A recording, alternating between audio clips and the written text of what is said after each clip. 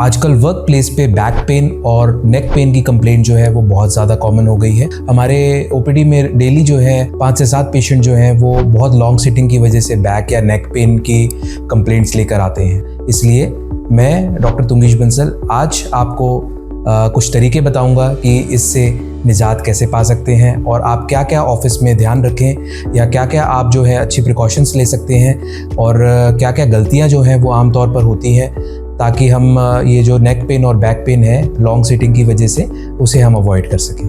तो आइए शुरू करते हैं। सबसे पहले हम जानेंगे कि आपको सबसे पहली जो चीज़ आपको अवॉइड करनी है वो आपको आपकी नेक को सामने बेंड करना अवॉइड करना है। जब हम नेक को सामने बेंड करते हैं तो हमारी जो मसल्स होती हैं उनके ऊपर अनड्यू प्रेशर पड़ता है। हमारे जो हेड विद नेक का जो वेट होता है वो अप्रॉक्सीमेटली 5 to 6 kgs होता है एक नॉर्मल एडल्ट में। बट जैसे जैसे हम नेक को सामने झुकाते जाते हैं, मान लीजिए हम 30 डिग्री नेक को सामने झुकाते हैं तो तकरीबन जो ये वेट नेक के ऊपर पड़ता है वो 12 से 15 किलो हो जाता है। जब हम नेक को 45 डिग्री सामने झुकाते हैं तो ये जो वेट है ये तकरीबन 22 किलो हो जाता है। और जब हम 60 या 70 डिग्री से ज़्यादा नेक को सामने झुकाते हैं तो जो हमारी मसल्स को वेट बियर करना पड़ता है वो तकरीबन 27 से 28 किलो के आसपास हो जाता है। जब इतना वज़न नेक की मसल्स को बियर करना पड़ता है और कंटिन्यूसली बियर करना पड़ता है तो जो ये नेक की मसल्स हैं वो स्पाज़म में चली जाती हैं, खिंचाव में चली जाती हैं। इसीलिए आपने देखा होगा कि ऑफन जो ये वाला रीजन है और ये साइड रीजन है, इसमें बहुत सारे लॉन्ग ऑफिस आवर्स के बाद में बहुत सारे लोग पेन कंप्लेन करते हैं और ये एक नेक पेन का एक बहुत आम कारण है। इससे बचने का जो तरीका है वो ये है कि आप हमेशा जो काम करें वो सामने करें। आप सामने जो नेक को बेंड करना है वो अवॉइड करें। फ़ोन देखने का भी जो तरीका है वो आप आई लेवल के ऊपर जो है फ़ोन को रखें और उस पे काम करें। तो अगर आप ये सारे प्रिकॉशंस आप लेंगे तो जो आपको नेक पेन है वो नहीं होगा और वर्क प्लेस पे नेक पेन से आप बच पाएंगे। इसको टेक्स्ट नेक सिंड्रोम का भी नाम दिया गया है क्योंकि ये जो पोजीशन है ये जनरली हम जब मैसेजिंग करते हैं या कोई टेक्सटिंग करते हैं तब ये पोजीशन अडॉप्ट होती है।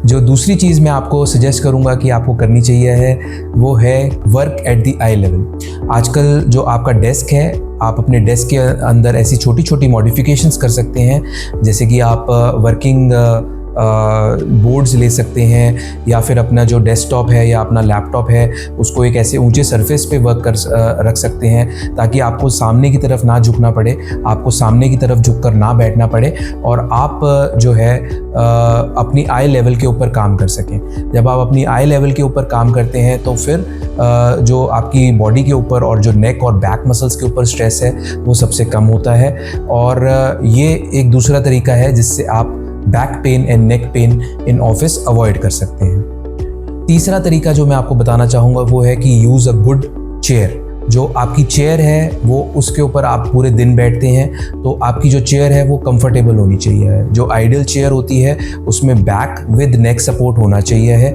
अच्छा बैक रेस्ट हो और विद नेक सपोर्ट हो। जो आइडियल चेयर होती है उसके अंदर अच्छा back support with neck support होना चाहिए है और आप उसके ऊपर कंफर्टेबली जो है वो पीछे होकर बैठ सकें, ऐसी चेयर जो है वो होनी चाहिए है। उसकी जो कुशनिंग है वो प्रॉपर होनी चाहिए है ताकि आपका जो पोस्चर है वो मेंटेन रहे और आपको आपकी जो बैक और नेक की मसल्स हैं उनको कॉन्स्टेंटली काम ना करना पड़े। चौथा जो पॉइंट हम अभी डिस्कस करते हैं वो ये है कि सिटिंग पोस्चर क्या होना चाहिए। जो बेस्ट सिटिंग पोस्चर है वो है 20 डिग्रीज पीछे होकर बैठना, यानी कि इस कमर को सीधा ना रखकर हल्का सा पीछे होकर बैक रेस्ट के साथ में बैठना, that is the best posture.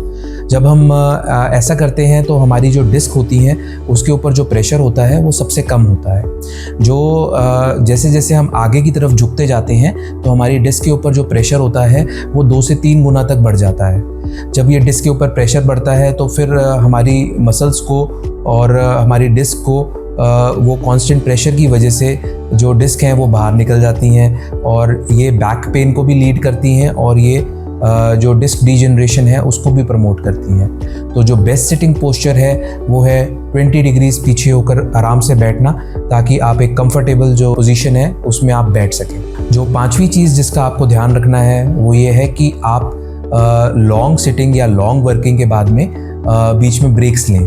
जब आप 1 से 1.5 घंटे कंटिन्यूसली एक जगह पर बैठकर काम कर रहे हैं तो उसके बाद आप तकरीबन 5-1 मिनट के लिए उठें और ऑफिस में अपने घूम लें, या फिर आप जो है कुछ बैक की स्ट्रेचिंग एक्सरसाइजेस कर लें, थोड़ी सी मूवमेंट कर लें। इससे क्या होता है, इससे 2 हमारे को फ़ायदे होते हैं कि पहला जो मसल्स की स्टिफनेस है वो चली जाती है। मसल्स जो कंटिन्यूसली एक ही पोजीशन के अंदर स्टिफ होते हैं वो चीज़ जो है वो ख़त्म हो जाती है। मसल्स की सर्कुलेशन जो है वो इम्प्रूव होती है और जितनी मोबाइल रहती हैं उतनी ही मूवमेंट जो है वो बेटर होती है और मसल्स के अंदर स्टिफनेस नहीं आती है। इसलिए जो बैक पेन है और नेक पेन है उनकी होने की संभावना जो है वो बहुत कम हो जाती है। छठी चीज़ जो मैं आपको आज बताना चाहूँगा वो ये है कि करेक्ट वे किसी चीज़ को उठाने का या भारी वजन उठाने का क्या है, क्योंकि बहुत बार हमारे को काम पर किसी ना किसी कारण की वजह से कुछ ना कुछ हैवी वेट जो है वो उठाना पड़ता है। तो जो हैवी वेट उठाने का सही तरीका है वो ये है कि आप सामने झुककर वेट को मत उठाएं।